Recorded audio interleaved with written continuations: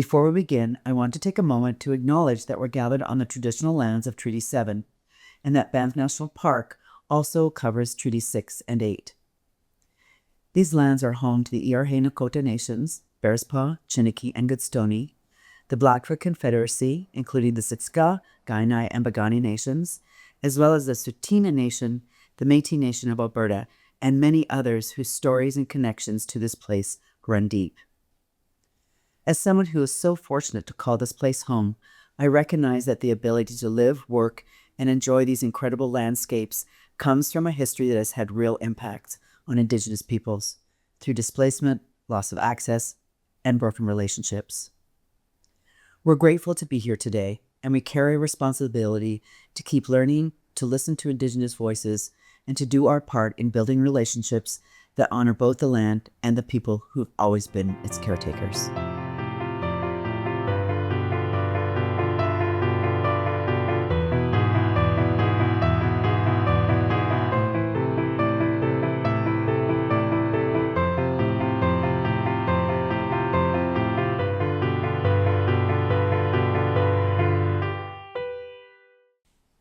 Welcome to Between Peaks, the podcast where we explore the people, ideas, and stories shaping life in the Bow Valley. I'm Nancy Dadalt, and I am thrilled to be here today, joined by two remarkable community leaders, Daryl Kootenay and Travis Ryder, whose work reminds us that listening is the first act of understanding. Daryl is the co-director of Howl Experience, co-leads the Minikpa program as part of the Moving Mountain initiatives here at the Banff Camera Foundation. Daryl's also a traditional singer, dancer, artist, and filmmaker. His work connects global movements for Indigenous rights with local action, helping youth and communities strengthen their voices through culture and creativity.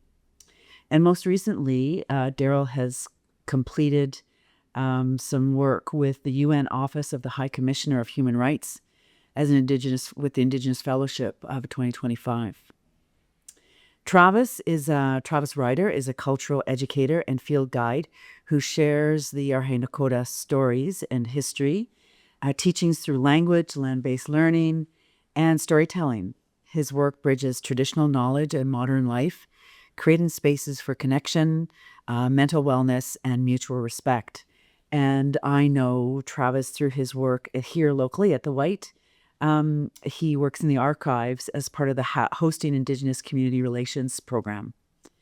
In this conversation, we'll talk about what it means to grow relationships across generations, cultures, and communities.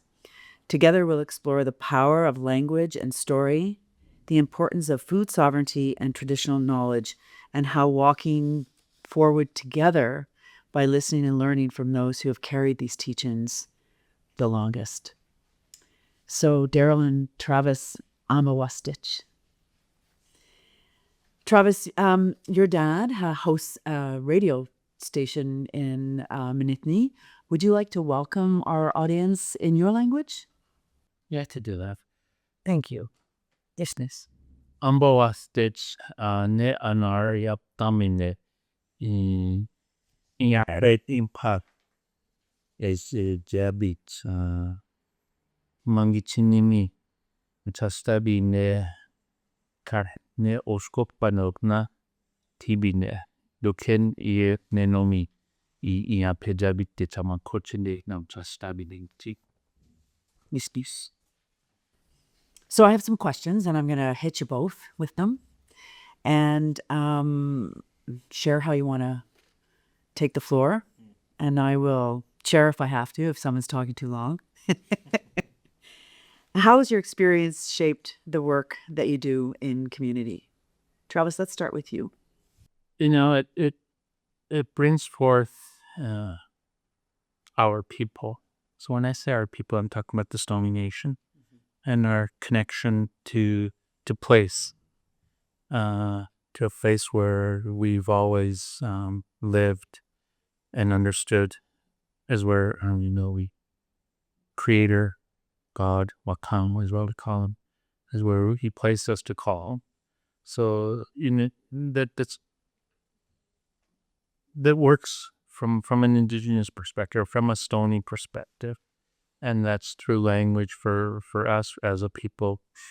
We still speak the language, and then from working with people who also live here, giving them that understanding of some things that are not captured by early contact by those that came in here who were able to document and write everything.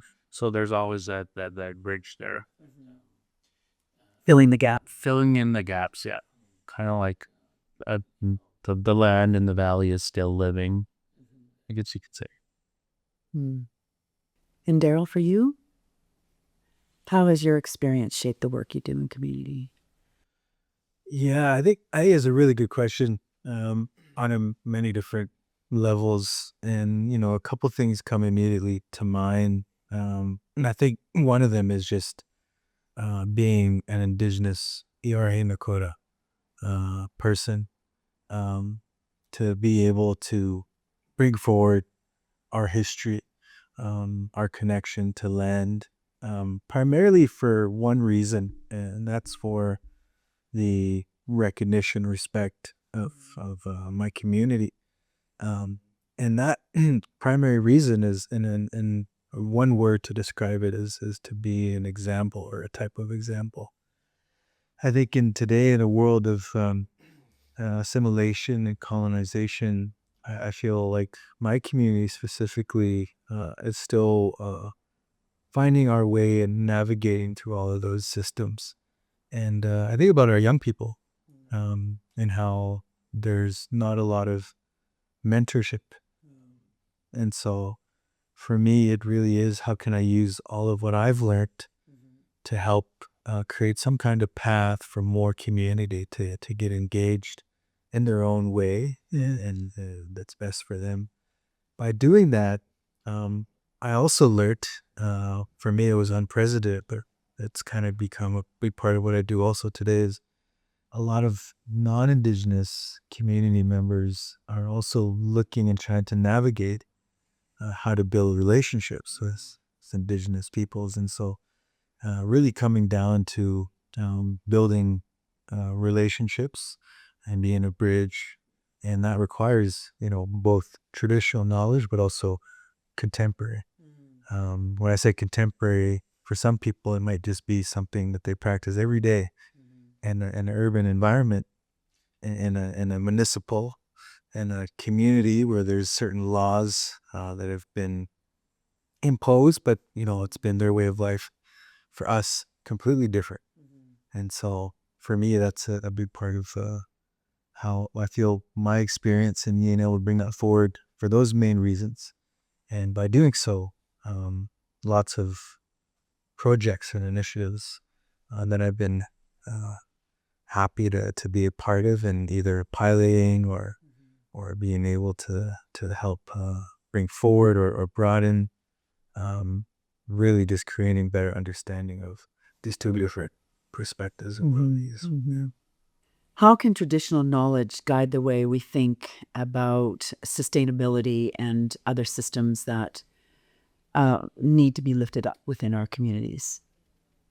I think, again, I guess from what I just last said is, society today, the general population of Canada and most common law countries around the world, the way that law is practiced, the way that education is taught, and the way that we govern ourselves through, for us, it's a colonial perspective, which, if you look around the world today, there's a lot of negative outcomes globally with climate action and our sort of climate change and so on, of the pollution of many natural systems.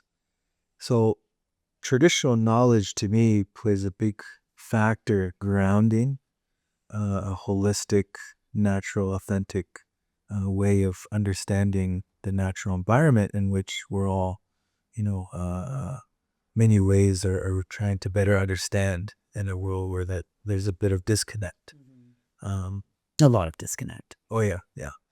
And so with traditional knowledge, I find is really key but it's also sacred. So there's a bit of a line that myself and Travis and many other Indigenous peoples are kind of trying to navigate through, where how much can we share, how much can we utilize without jeopardizing some of the sacred teachings. But it's really crucial for me moving forward that traditional knowledge is included, because it also brings forward a lot more new, different solutions to some of the complex problems that we face today. I really appreciate you defining those lines of sacred and what is sharing. And I think sometimes from my own experience, I don't think there's knowledge that there is that difference. And when I hear people say, well, why can't we know that?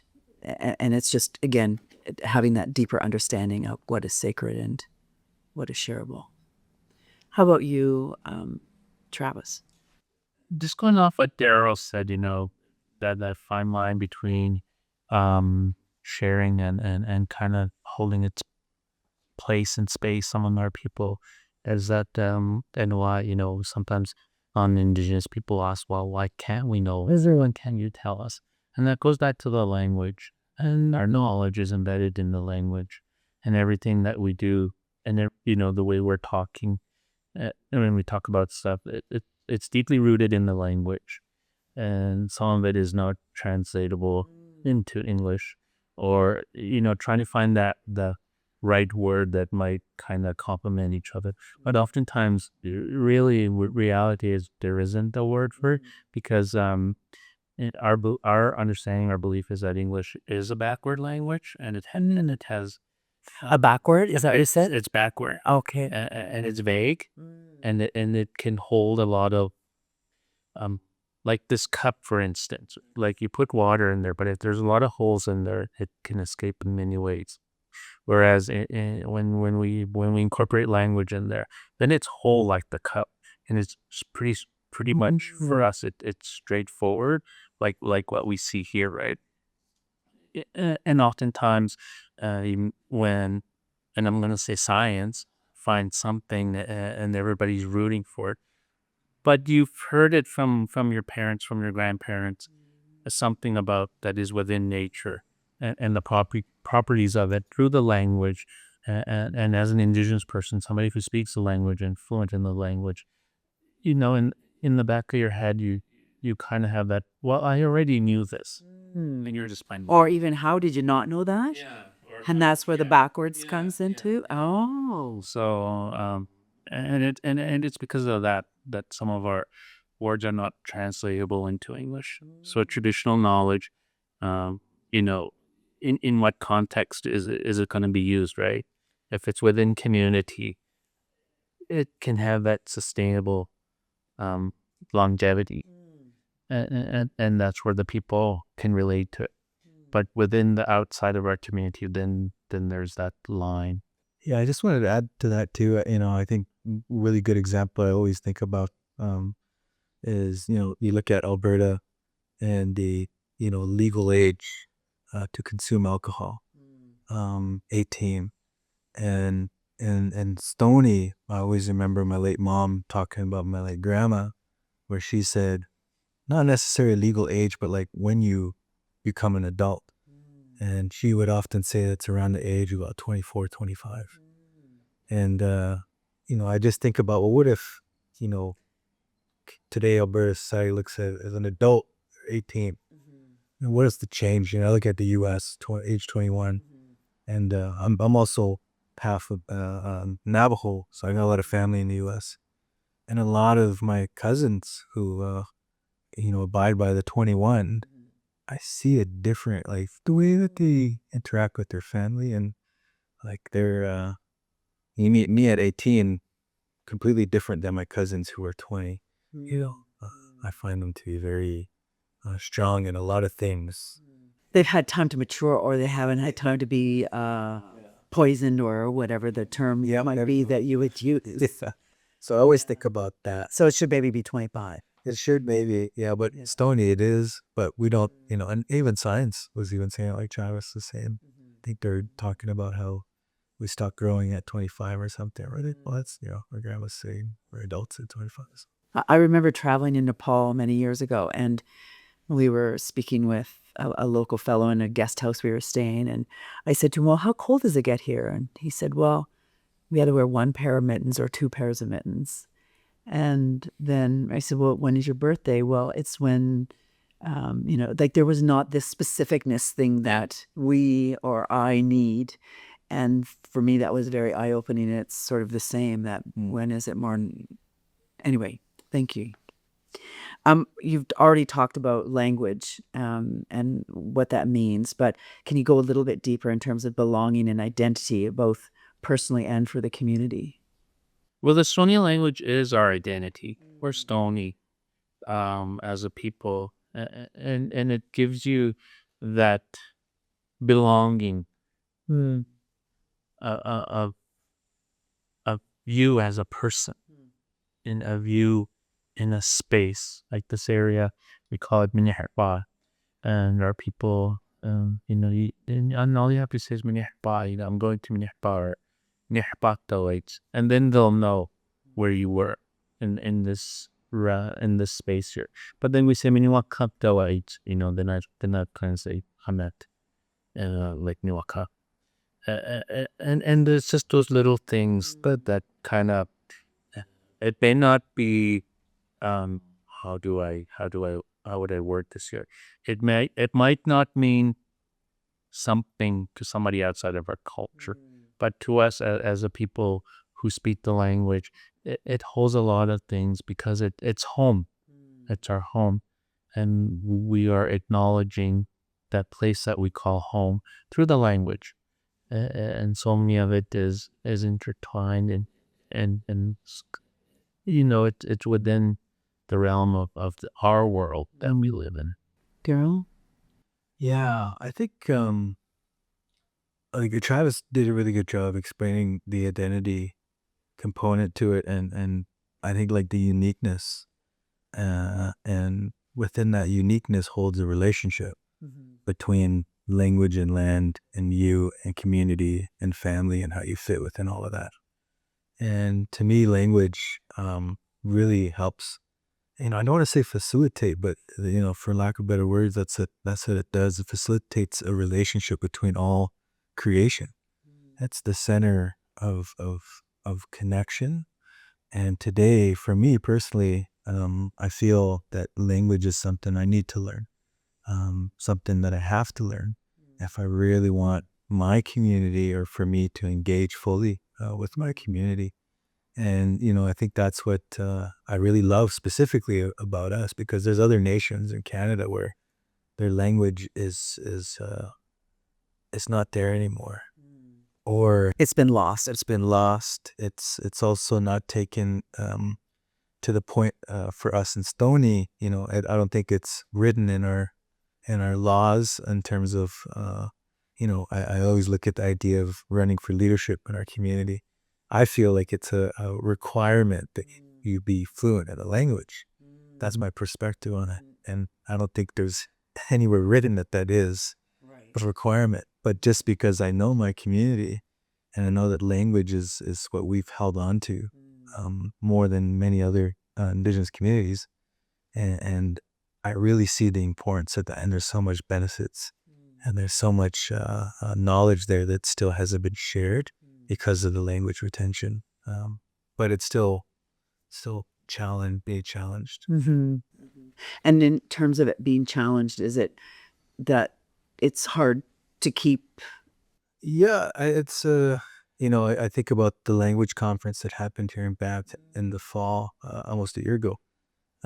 And just at one of the points in time that was shared by one of the facilitators, that what happened between fluent speaking to then English speaking, and it happened in the house. It started within the home, and even as I learn more from Travis, that seems to be the center place of language retention.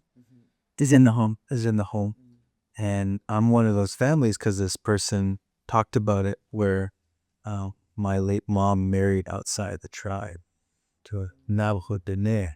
So when they came together and raised me, the main language, then language became English. To bridge the two. Bridge the two. And so that, to me is a bit of that challenge that I think a lot of families are facing, not just in our community, but across Canada, right? Because there's love for each other in a relationship, for mom and dad, but there's also, that clash of, well, what language, to be able to raise a child in what language you deserve. Yeah, I mean, it's not the same, but my father was Italian and my mother was English, and we didn't speak any Italian at home because, again, you have to decide. Yeah. But I think, just kind of put it what Daryl said and what you said when we talk about language, whether that be a language in North America, an Indigenous language, or a language in any part of the world. When we have to look back, because these languages have survived the time that they're still here, they're still spoken. And when we look at how when English was not in there, then obviously, of course, sign language or hand talk came into play, and that's universal, right? Yes. And that would have been the practice used by Indigenous people. But for as Stonies, prior to contact, if a man from another nation married a Stony woman, that he would have to live with our people. So that means that he would learn our language, learn our customs and our ways. And then if there was a child, then that teaching would be instilled in both of them, is her language and then his language.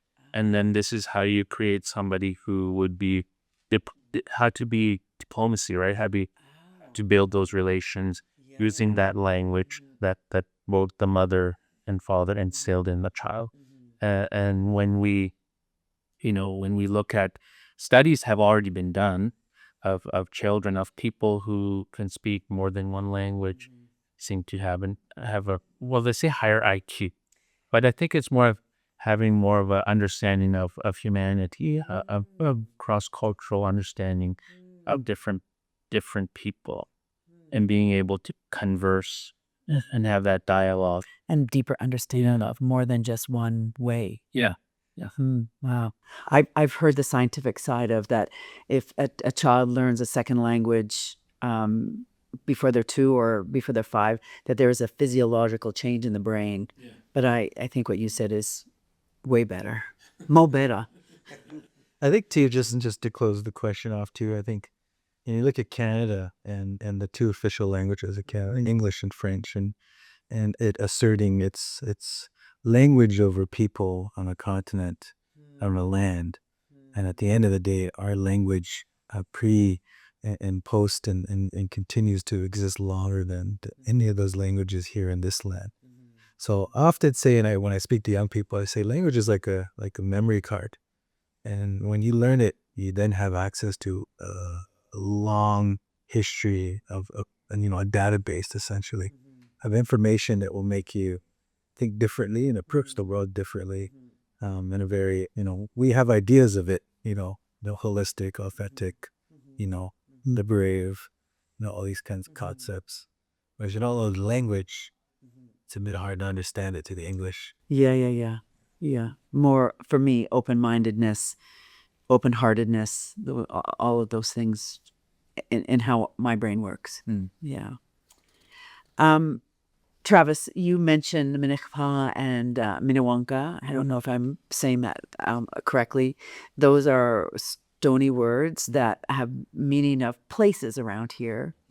In terms of that, I also know that you've both been involved in some food sovereignty within, I'm not sure your nation or within the whole the Canmore and Banff or the Hobo Valley, but food security is not just a policy, but it's a way of life and deeply rooted in knowledge and relationship with the land. Can you define food sovereignty and why it's important to Indigenous communities and really to all of us? Do you want to take the go at it? Go for it, yeah.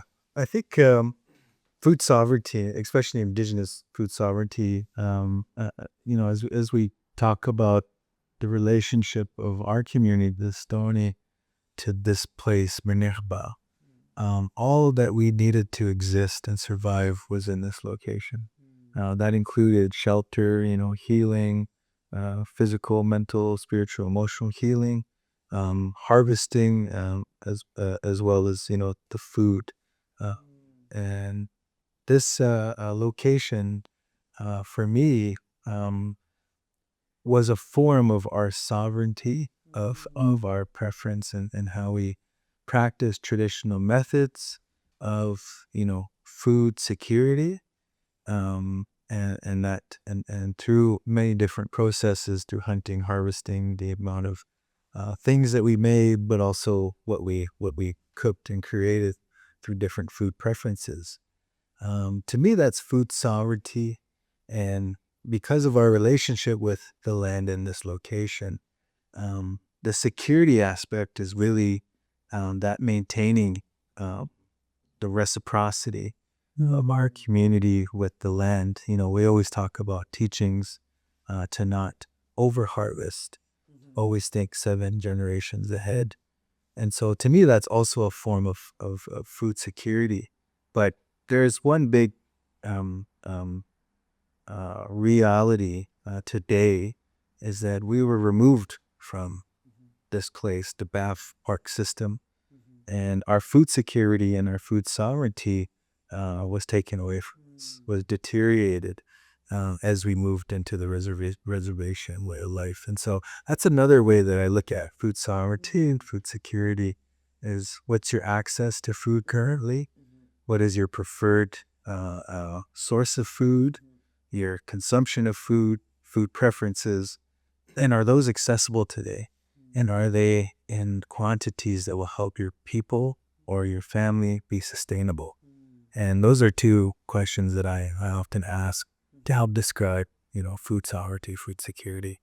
I'll pass it over, Travis. Yeah, just going off what Daryl talked about here, being the creation of the Parks Act, and then of course, in 1994 we were restricted from hunting in the mountains, and that's an attack on our food sovereignty, I guess. But any group of people, any person, when you tell them you can't, they're going to, can we do this? And as Stonies, our inherent right and our treaty rights were infringed upon when these things happened in history. But our people found ways to still continue to hunt, and we still hunt today. We're not hunting everything that we would have sustained us, but at least we've kept the practice going, so that we still know today. We're still, although there's some areas we can no longer hunt, we still found ways to hunt, and there's some areas that were not really restricted us, but we've still managed to continue maintaining our what little we can to preserve it. Although we're not really abundantly, when I say abundantly, I'm speaking about when the animals themselves were moving freely without restrictions as well too. Because when we look at today's world, there's restrictions. An example is if Daryl and myself were to go hunting on Crown land, and then if we happen to manage to shoot an elk or deer, and then it doesn't go down right away. It kind of slowly it jumps over the fence and it goes into the private property of somebody. Well, then again, that we've lost that food sovereignty, because it hopped the fence. It hopped the fence into private land. So then the owner of that land, if we built a good relation, might say, "Well, you guys can take it." Yeah. But then Stoney as a whole, our people, because the language is very still deeply rooted in the people, and English is as foreign as it gets for some of our people. Sometimes they don't know how to I'm not gonna say they don't know, but there's that language barrier to explain to the landowner that they did, it was on this side of the fence when we shot it, but now it's on that side of the fence. And oftentimes Fish and Wildlife will step in, and then this individual ends up getting charged for hunting illegally or hunting on private land rights, all these legalities that are in there. And oftentimes it's the stony person that ends up losing their food source when that happens. It doesn't happen often, but it does still happen. So it's still there. We still have to that attack on our food sovereignty is still there. What role does culture, again, what you can share from ceremony to harvesting practices, play in how we care for the land and each other? Yeah, I mean, that's definitely a big question that can go in many directions, and I think it's really kind of being able to bring it down to a couple of good examples. And I often talk about this as I'm someone who loves to go in and hunt and harvest, and I often say that you can really tell, by someone's methods and ways of hunting, what kind of person or leader they are. And so to me, in our traditional values, we always talk about mentorship and being able to share knowledge, and that's embedded in our culture. And so there's a lot of room to express culture and our hunting practices, and it's still there in many forms. But at the same time, being able to share that with others in the process of a hands-on experience, that's super crucial, because that's also how mentorship was done primarily. We weren't taught through a book or presented to before going hunting. And why I say is you can tell the difference is because some people say they're a good hunter, but then, you go on a hunt with them, you'll quickly realize the differences between your approach on things. And so a really good hunter is someone, to me, who embodies themselves in the land to the point where they're thinking like the animal that they're pursuing, to the point where they're learning so much about what they're pursuing, they start to gain a different respect for the land and the environment and that species. For us, we say a relative. The way that it lives and the way that it engages with land, you for a moment of time essentially have that embodiment or experience, and you leave with a different perspective. And so a lot of hunters don't do that, because culturally that's the way we were taught to do, is to really step into the world of the relative of the animal that you're pursuing, to learn those ways that you then gain things like empathy and leadership and many different qualities. And it's actually taught me to look into more political rights and movements of not just the species or the animals that I'm pursuing, but how are they being protected, so that I can continue to do and practice those cultural ways of harvesting. So And back to food sovereignty as well. exactly, yeah. And just to kind of add on to what Daryl was saying, we're going to say mentorship, and that's the word we use in English, but in terms of cultural practices and hunting, and I'll excuse hunting because we're talking about hunting, is that you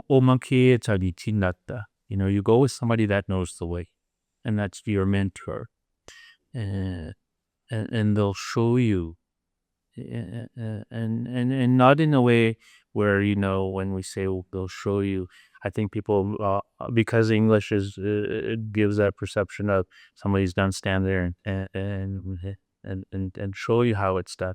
But when you from a Stony worldview, is that even with the language, if you want a child to learn how to speak, how to sing, you would say that to them, And that's the saying, you repeat what I'm saying. So when we're talking about hunting, when I'm saying omankechinata or omankecha oichine, find somebody, go with somebody that knows the way, or find somebody that knows the way.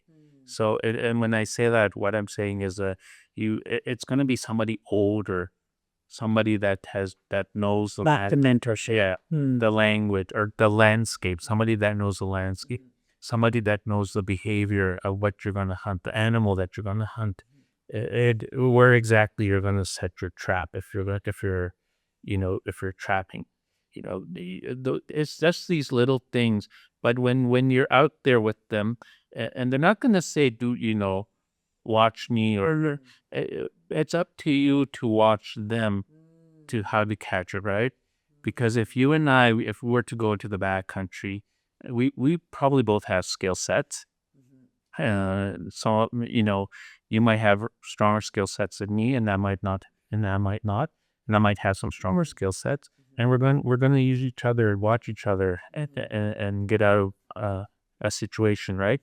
And that's kind of that's the same thing when we're teaching, instilling culture back into people who want to learn the culture, is that somebody that's already been there, that knows the way, and then you being there, as the learner, you watch and then you learn, and then you incorporate a little bit of well, then it was done this way and you saw it this way, but maybe you might find something that works for you, and then you kind of incorporate that as well too.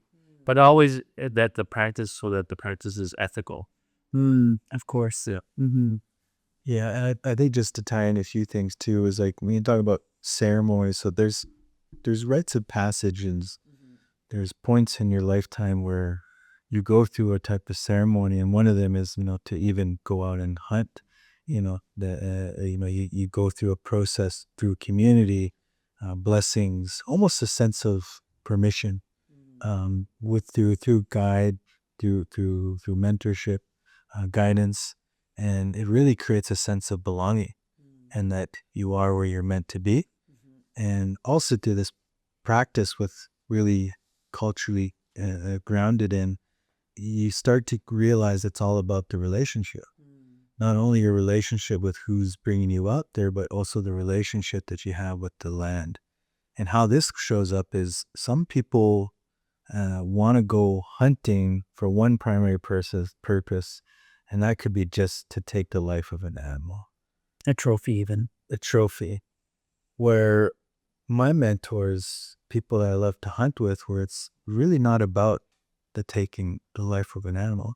It's really about getting out and being immersed in the land, having that time. And if you are successful, that's an extra blessing. But it's not necessarily not a blessing if you not leave without harvesting. Right. So that starts to then be introduced to, it's always a gift when you go out to the land. It's always a blessing when you get to interact and put your feet and hands in the environment, and you're able to just spend time, out in the land. So that worldview, really important. Is there one thing you'd like to share with our audience in terms of what community means and how we all can be together in building a better community for all? Yeah, I really like this idea of even with the process that we're talking about with hunting and food sovereignty, and is I think we have a lot of experts in the world, and we have a lot of people who believe and think that they're experts as well. But when you are embedded with these cultural values and beliefs, one of the main words that I love from our prayer is Oshe Manawo. And in Stony, that means to have pity on me. And that's something we always said in every prayer, to ask the land, the environment, the animals, the world to have pity on me, because we never saw ourselves better than, the water that feeds our body, or the air that allows us to be here, but also the animals and such. And so to me, I think we take that for granted. And I think a lot of people approach this world who want to fill their cup. And when it's full, it's hard to empty your cup. And that creates Like almost overfilling it and overfilling it. exactly. And what that does is that's the idea of an expert, where now you think you've attained enough or more than enough that your approach on everything is the way it's supposed to be. And this is what I think society and the way that we're raised with education is that this is the right way, this is the only way. And I think what I love and what we do in programming is we bring people into a space where they prepare themselves to go on a learning journey. And by preparing themselves, what I mean is they're excited to come and learn. And what they do is they empty that cup a little bit without even stepping into the group or the circle. And then when you get a room full of people who have emptied their cup a little bit to make space for learning and engaging, to me, that's the most powerfulest thing. And when you step into that environment, now you're in an environment of close to what we traditionally inherently grew up in, is in a village of people who all were in that. We're all here to learn. But we're also looking out for each other. And we're all here to do one thing, and that's to make sure we just get through the next day. And your safety is your concerns what matters. And so to me, that's probably the one thing I'd share with people out there is, it's and I know it's hard to step out of everything that you know and to make that space for more, especially if it contradicts everything that you've been learning about. And to me, that's also the process to begin reconciliation. Business. Travis? Education, well, when we say education, that's learning, right? And when you look at from the outside world, and when I say outside world, I mean from my world, from my community, there seems to be this understanding or this perception from, and it's not a bad thing, but when you have people who have attained, the higher education, they become a doctor, a PhD, they've studied something for X amount of years, and then they come out and then they're given that title of an expert. But then that person, and that's all they see, and that's all they know. And sometimes it can be really difficult to work with an individual like that. But then when that individual has the humility to learn again, going back to that emptying that cup a little bit. And from, I don't know if it's part of any other culture, but from a Stoney worldview, from an Indigenous worldview, is that as long as we're on this earth, we're still gonna learn, because we're at a point in time where we're comfortable with our lifestyle without taking into factor that at any given time Mother Nature can change. And we see that all the time on social media. We hear it on the news, and when we're generally in passing to each other, because one moment we can have this nice sunny weather that we see outside, and then tomorrow we could have like 5 feet of snow. And that's, when you lived in the valley, you know to expect. But when you don't, because you become so comfortable in that feeling, well, October weather is always like this. But then you look at it from an Indigenous worldview, and not just Indigenous people, but people globally learn how to adapt and adjust with the world that they live, the environment that they live in. So as people, as humans, we come this far. I was thinking about my late grandmother. If we, an example is if there was a town hall meeting where we went and we're sitting there with her, and somebody's gonna talk about something, and we'll say, well, I've heard this before. And what grandma will do is, and what she's saying is sit still and listen. Because It sounded like you were being yeah. scolded too when you said that, right? Those words. Yeah. So, it's that tone that she is reprimanding. And, but what she's really saying, or what you're being told, is that you don't know everything. You might hear something you've never heard before. So always allow yourself to have that open mind, to sit and listen. And just because what you hear might not align with your teachings or values, but it's the fact of just having that space and respect for each other. And as Indigenous people, we've lived like that for thousands of years. And now we have everybody here.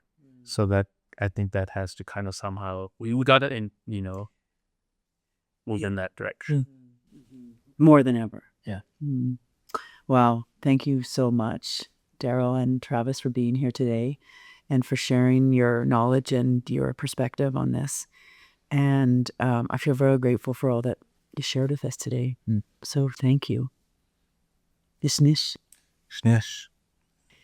And to our listeners out there today, if you'd like to learn more and be part of understanding how we can all make a difference, please go to Howl Experience or pop into the White and see Travis at the archives, and pop in and visit us at the Community Foundation and ask a little bit more about Moving Mountains and the work that's being done there.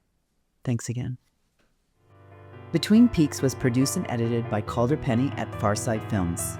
Executive Director Courtney Babott at Widely Open, and music by Arn Smith. A big thank you to the whole Banff Canmore Foundation team. We also want to thank all of our guests, our volunteers, our funders, and every community member.